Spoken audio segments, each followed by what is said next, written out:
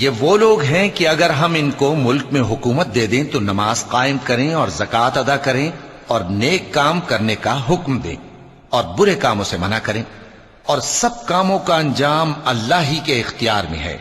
اور اگر یہ لوگ تم کو جھٹلاتے ہیں تو ان سے پہلے نوح کی قوم اور عاد اور سمود کی قومیں بھی اپنے پیغمبروں کو جھٹلا چکی ہیں، اور قوم ابراہیم اور قوم لوط بھی، اور مدین کے رہنے والے بھی، اور موسیٰ بھی تو جھٹلائے جا چکے ہیں۔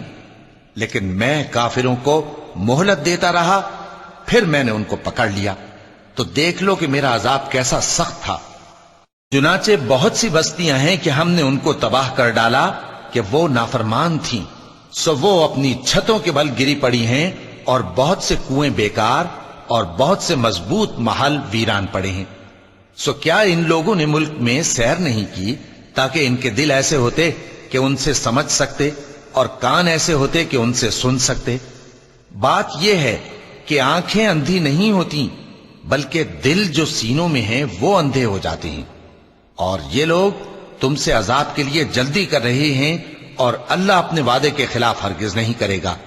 اور بے شک تمہارے پروردگار کے نزدیک ایک روز تمہارے حساب کی روح سے 1000 برس کے برابر ہے۔ اور بہت سی بستیاں ہیں کہ میں ان کو مہلت دیتا رہا جبکہ وہ نافرمان تھیں، پھر میں نے ان کو پکڑ لیا اور میری ہی طرف لوٹ کر آنا ہے۔